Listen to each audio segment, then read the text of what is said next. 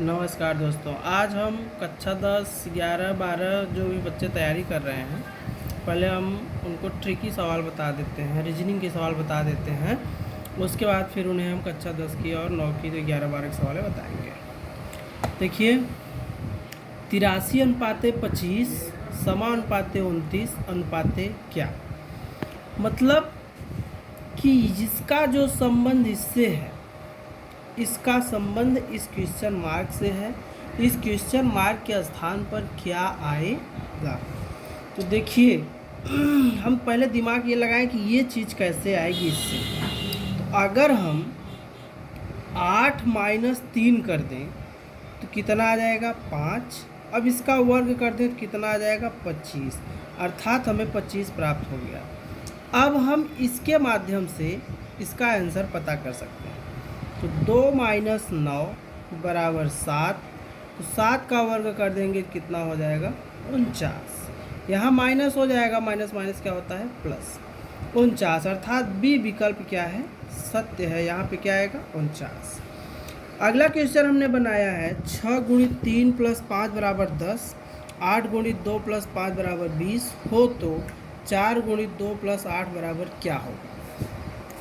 तो हम पहले देखेंगे कि ये क्या करने पे 10 आ रहा है। अगर हम गुणा करेंगे तो 6 × 3 = 18, 18 × 5 = 23 हो जाएगा, लेकिन यहाँ पे क्या है 10। तब हम क्या करें, अगर गुणा के स्थान पर भाग का चिन्ह कर दें और प्लस के स्थान पर गुणा का कर दें तो देखिए क्या होगा, 3 दूनी 6 और 5 दूनी कितना आ गया 10। उसी प्रकार से इसे कर देंगे 2 चौके 8, 4 पंचे 20। उसी प्रकार से इसको भी कर देंगे, यहाँ भी भागे का चिन्ह कर देंगे और यहाँ गुणे का 2 दूनी 4, 8 दूनी 16, अर्थात पहला विकल्प क्या है सत्य है। ठीक। और पर डे हम आपको 2 सवाल इसी तरह से 3 सवाल जो भी होगा हम आपको बताते रहेंगे। अब हम चलते हैं कक्षा 10 की अगली सवाल जो है, यूक्लिडी एल्गोरिथम का प्रयोग करके 240 और 228 का एचसीएफ ज्ञात करना है। ठीक है, तो हमने कल इसके विषय में चर्चा किया था। तो हमने बताया था कि जो सबसे बड़ी संख्या उसे हम पहले लेंगे, 240 हमने पहले लिया, बराबर क्या के 228 × 1। अब कितना जोड़ दें कि 240 हो जाए, तो कितना जोड़ देंगे 12। जब 12 जोड़ देंगे तो कितना हो जाएगा 240।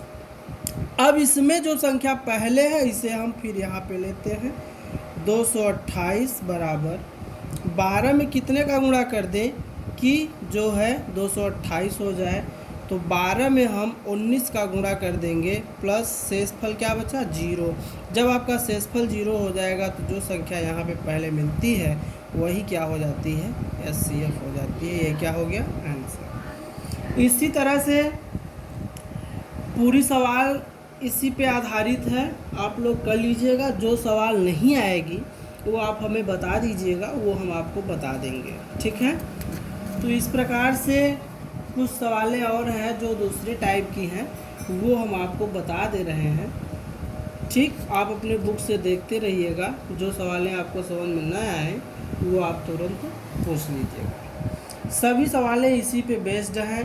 तीसरी, चौथी, 5वीं, 6वीं और 7वीं हम आपको बता दे रहे हैं। कह रहा है दर्शाइए कि कोई भी धनात्मक विषम पूर्णांक 7वीं सवाल हम आपको बता रहे हैं। कोई विषम पूर्णांक है जो है 6q + 1 या 6q + 3 या 6q + 5 के रूप में है, के रूप में, रूप का होता है। तो q का पूर्णांक याद कीजिए, q का पूर्णांक है। तो देखिए हम क्या करते हैं, आप लोग सवाल देख लीजिएगा बुक से। माना ए कोई धनात्मक पूर्णांक है, ए क्या है धनात्मक पूर्णांक है, और b बराबर हमने क्या मान लिया 6। तब r क्या हमने मान लिया, शेषफल 0 बचता है, 1 बचता है, 2 बचता है, 3 बचता है, 4 बचता है, 5 बचता है, कहाँ तक 6 तक। अब हमने लिखा जो क्रमशः है, जो क्या है, क्रमशः है, a बराबर 6q प्लस r में रखने पर। अब हम a बराबर क्या रख देंगे, 6q, जो 6 से क्या है, विभाज्य है, क्या है, विभाज्य है। फिर पुनः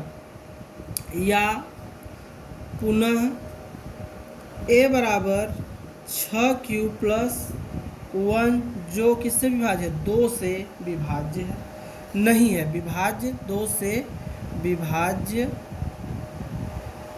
नहीं है।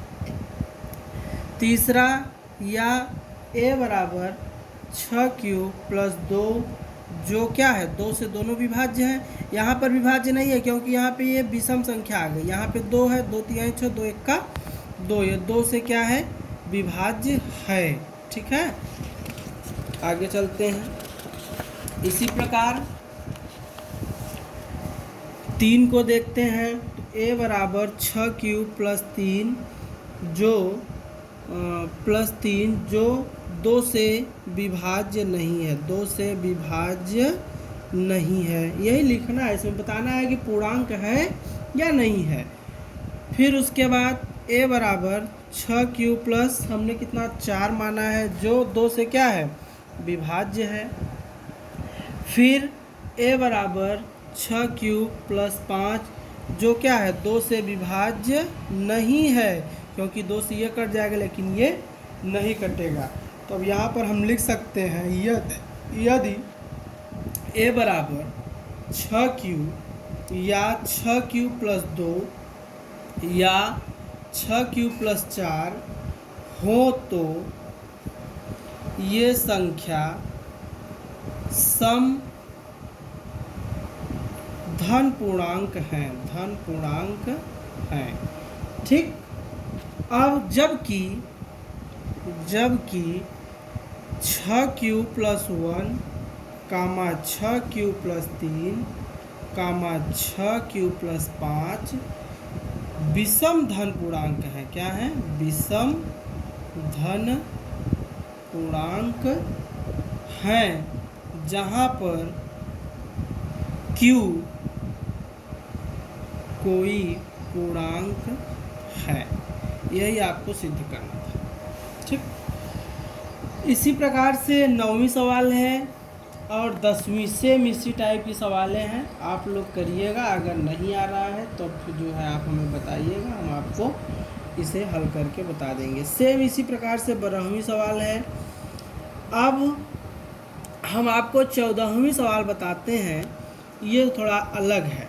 कह रहा है यूक्लिडी विभाजन में एल्गोथ्योरम का प्रयोग करते हुए ऐसी सबसे बड़ी संख्या ज्ञात कीजिए जो 398, 436, 542 को भाग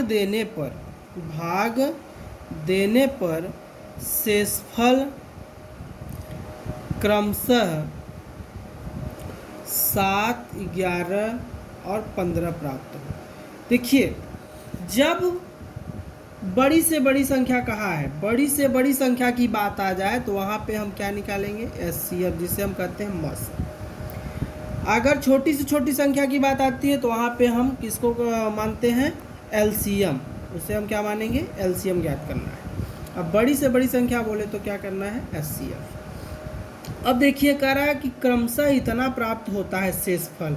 तो जब इतना शेषफल प्राप्त होता है तो हम क्या करेंगे, पहले वाली संख्या को 7 से माइनस कर देंगे। क्या कर देंगे, 7 से माइनस कर देंगे। कितना आ जाएगा, 391 आ जाएगा। 436 को हम 11 से माइनस कर देंगे, कितना आ जाएगा, 425। अब 542 को माइनस 15 कर देंगे, कितना आ जाएगा, 527। अब आप सोच रहे हैं माइनस क्यों किया गया, क्योंकि कह रहा है बड़ी से बड़ी संख्या ज्ञात कीजिए जिसमें 398, 436 और 542 को भाग देने पर शेषफल क्रमशः इतना इतना प्राप्त हो, 7, 11, 15 प्राप्त हो। तो जब शेषफल क्रमशः प्राप्त हो तो इसका नियम यह है कि पहले हम इसको इसमें से क्या कर देते हैं, माइनस, तो इसका शेषफल क्रमशः इतना इतना प्राप्त होता है। अब हम इसे क्या करेंगे, चाहे हम इसे भाग विधि से हल कर लें और चाहे जो है यूक्लिडी विधि से हल कर लें। तो आइए हम यूक्लिडी विधि में अगर यहाँ पे 3 संख्याएं हैं तो पहले हम यहाँ लिखेंगे 391 ग्रेटर देन 425। अब हम इसे 425 का पहले खंड करेंगे। 391 गुणित 1 कितना जोड़ देंगे 34, तो ये कितना हो जाएगा 425। अब 391 बराबर 34 गुणित 11 और प्लस कितना जोड़ देंगे 17। अब 34 आ गया, 34 में क्या करेंगे 17 गुणित 2 प्लस 0 अर्थात ये 17 आ गया। ठीक, अब कितने अंक का है ये 3 अंक का है। तो हम फिर क्या करेंगे 425 ग्रेटर देन 527 को ले लेंगे, 527 को ले लेंगे। तो अब बड़ी संख्या क्या है 527 है, तो 425 गुणित 1 प्लस 102 जोड़ देंगे तो 527 हो जाएगा। अब 425 बराबर 102 गुणित 4 में कितना जोड़ दें कि 425 हो जाए 17 जोड़ देंगे तो 425 हो जाएगा। अब 102 बराबर 17 छक्का 102 प्लस 0 अर्थात HCF बराबर कितना आ गया 17। इसी प्रकार से 15वीं सवाल है, आप लोग करिएगा। अगर नहीं समझ में आएगा तो हाँ आप कमेंट करके बता दीजिएगा, हम वो सवाल आपको बता देंगे। अब हम चलते हैं कक्षा 10 में विज्ञान थोड़ा सा चैप्टर शुरू कर देते हैं, उसके बाद हम कक्षा 9 की क्लास शुरू करते हैं। विज्ञान आपको पता है पिछली कक्षा में आप पढ़ रहे हैं, विज्ञान को 3 भागों में बांटा गया है, भौतिक विज्ञान, रसायन विज्ञान और जीव विज्ञान, जिसमें हम पहला चैप्टर है कक्षा 10 वालों के लिए प्रकाश का परावर्तन। क्या है प्रकाश का परावर्तन, पहला चैप्टर है प्रकाश का परावर्तन। इसमें पहली हेडिंग आती है प्रकाश क्या है। प्रकाश क्या है? प्रकाश वह भौतिक साधन अथवा कारण है जिसके द्वारा हम वस्तुओं को देख सकते हैं। इसकी 2 परिभाषा बनी है। प्रकाश वह भौतिक साधन अथवा कारण है जिसके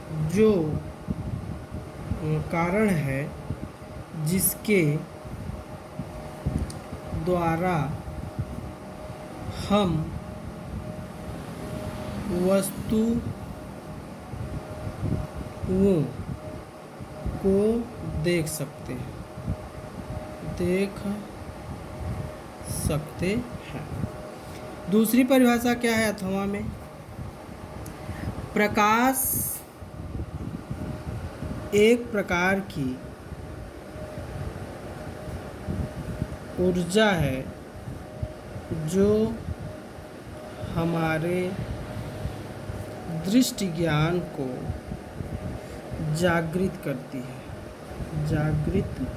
करता है। ठीक, 2 परिभाषा है।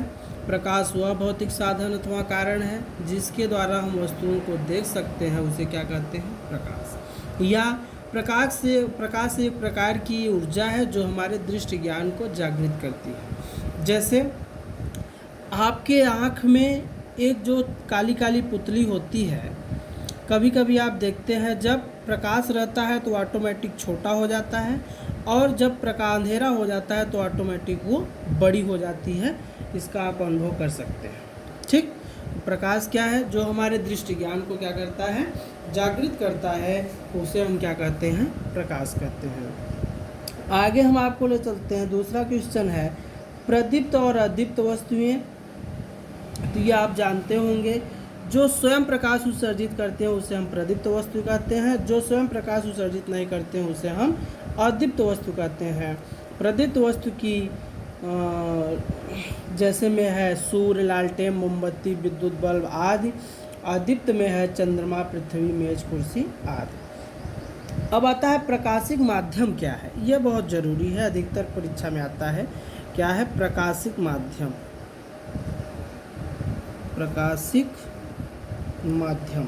प्रकाशिक माध्यम क्या है? जिस पदार्थ से होकर प्रकाश गमन करे, अर्थात प्रकाश जिस पदार्थ से होकर गमन करता है उसे हम प्रकाशिक माध्यम कहते हैं। ठीक, प्रकाश जिस पदार्थ से होकर क्या करता है, गमन करता है अर्थात जाता है, उसे हम प्रकाशिक माध्यम कहते हैं। इसके 3 नियम होते हैं। पहला है पारदर्शक। पारदर्शक क्या है? पारदर्शक क्या है? पारदर्शक बढ़ जाए। पारदर्शक क्या है? जिस माध्यम से होकर प्रकाश का अधिकांश भाग, कौन सा भाग? अधिकांश भाग आर पार निकल जाता है, उसे हम क्या कहते हैं? पारदर्शक कहते हैं। जैसे अधिकांश भाग, जैसे वायु, जल, कांच। मतलब अधिकांश भाग आर पार निकल जाए उसे हम पारदर्शक कहते हैं, जैसे वायु, जल और कांच। निर्वात में पूर्णतः पारदर्शक माध्यम है क्योंकि इसमें से प्रकाश 100% आर पार निकल जाता है। पारदर्शक में प्रकाश 100% पूरा क्या होता है? आर पार हो जाता है, उसे हम पारदर्शक कहते हैं। दूसरा है पारभासक। क्या है? पारभासक। पारभासक का मतलब क्या है? आंशिक भाग। क्या है? आंशिक भाग आर पार हो जाए, आंशिक भाग आर पार हो जाए, उसे हम क्या कहते हैं? पारभासक कहते हैं। जैसे घिसा हुआ कांच, घिसा हुआ कांच। तेल लगा हुआ कागज, तेल लगा हुआ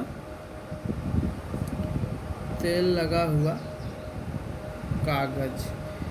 गंदा जल, गंदा जल। इसमें क्या होता है? आंशिक भाग, थोड़ा प्रकाश आर पार होता है, आधा से अधिक मतलब आर पार हो जाता है, उसे हम पारभासक कहते हैं। जैसे घिसा हुआ कांच अगर है तो उसमें हम प्रकाश को दिखाएंगे तो आधा भाग जो है आर पार होगा, आधा नहीं होगा। तेल लगा हुआ कागज है तो उसमें हम प्रकाश दिखाएंगे तो वो आधा आर पार होगा, आधा नहीं। बैठ जाए। तो गंदा जल में भी प्रकाश जो है थोड़ा सा आर पार होगा, बाकी नहीं। तीसरा है अपारदर्शक। क्या है? अपारदर्शक। अपारदर्शक में जो थोड़ा सा भी प्रकाश आर पार न हो, मतलब कोई भी भाग आर पार न हो, आर पार न हो। जैसे दीवार, पत्थर आदि। ठीक, दीवार, पत्थर आदि। ठीक, इसमें जो है प्रकाश आर पार बिल्कुल ना हो, उसे हम अपारदर्शक कहते हैं। ये 10 का विज्ञान था, इतना पढ़िए आप लोग। अब कक्षा 9 में चलते हैं। कक्षा 9 को हम 5 सवाल बताए थे। 6वां सवाल शुरू करते हैं। 6वां सवाल है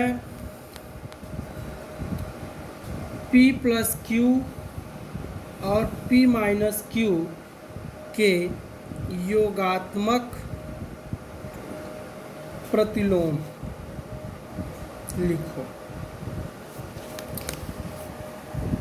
तो देखिए, योगात्मक प्रतिलोम हमने आपको बताया कि जहाँ पर प्लस है वहीं पे हम क्या लगा देंगे? माइनस लगा देंगे। तो P + Q का योगात्मक प्रतिलोम क्या होगा? -P + Q।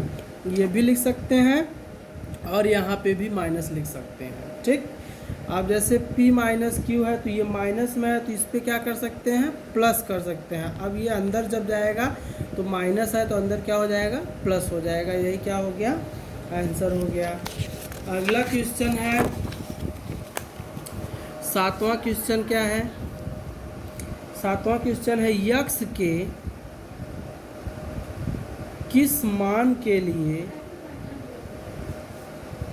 5 × 3 × 2 = 5 × 3 × यक्स कथन सत्य है? ठीक, देखिए 5 × 3 × 2 बराबर किसके है? 5 गुणित 3 गुणित यक्स के। अब इसे हमें क्या करना है? हल करना है। ठीक है, तो देखिए हम इसे कर सकते हैं क्या? 3 दूनी 6 बराबर 5 तिहाई 15 गुणित यक्स, अर्थात 15 यक्स भी लिख सकते हैं। 5 छंग 30 बराबर 15 यक्स। अब इसे हम पंचांतर कर लेंगे। अगर ये इस पार आएगा, ये इस पार जाएगा तो चिन्ह में परिवर्तन होगा, लेकिन ये इस पार आएगा तो -15 यक्स, ये उस पार जाएगा तो -30 यक्स। ये माइनस से माइनस क्या हुआ? कैंसिल हो गया।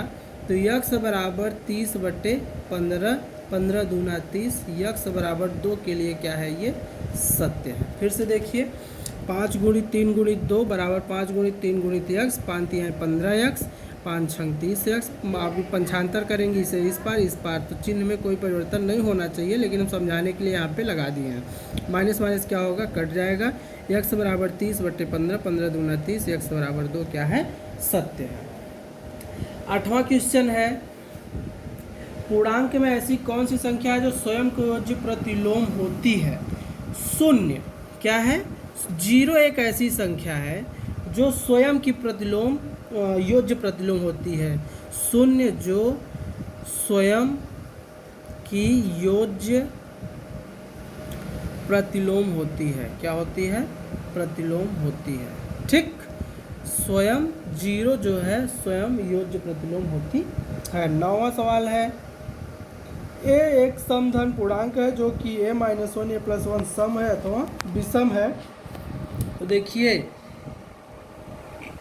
a-1 और a+1, ये 9वां सवाल है। तो देखिए, a-1 और a+1 क्या है? विषम है। क्या है? विषम है। ठीक है, एक समधन पूर्णांक है तब, कब ये है? जब a एक समधन पूर्णांक है, धन पूर्णांक है, तब a-1 एक विषम संख्या होगी तथा a-1 एक विषम संख्या होगी। a+1 एक विषम संख्या होगी, तब a-1 a+1 एक विषम संख्या है। ठीक, अगला है संख्या रेखा पे निरूपित करना है। तो संख्या रेखा पे क्या है? 5 और 7। तो इसे हम जोड़ देंगे, 5 + 7 बराबर 12। अब एक रेखा खींचेंगे, यहाँ पर 0 से शुरू करेंगे तो इधर -1 -2 -3 हो जाएगा, और इधर क्या हो जाएगा? 1 2 3 4 5 6 7 8 9 10 11 12। ठीक, अब इसे हमें संख्या रेखा पे निरूपित करना है। देखिए कह रहा है, तो यहाँ पे लिख देंगे कि यदि 5 और 7 का योग करना है तब 5 के आगे दाईं ओर 7 इकाई रेखाखंड में गिनते हैं। तो 7 5 कितना हो जाएगा? 12। अब यहाँ से शुरू करेंगे, यहाँ से, तो पहले हम कहाँ जाएंगे? 5 पर। कहाँ जाएंगे? 5 पर। यहाँ पर एक रेखाखंड बनाएंगे। ठीक, यहाँ पे, फिर उसके बाद यहीं से शुरू करेंगे तो कहाँ जाएंगे? सीधा 12 पे जाएंगे। तो 7 5 कितना हो गया? 12। यही रेखाखंड खींचना था। अब बाकी कल आप जो भी प्रॉब्लम होगी आप लोग कमेंट करके बताए रहिएगा, और इस वाली इंटर की क्लास भी चलेगी 11-12 की मैथ की। ठीक है, तो आप लोग श्यामादेव इंटर कॉलेज में संपर्क करें। ओके, धन्यवाद। अनिल तिवारी।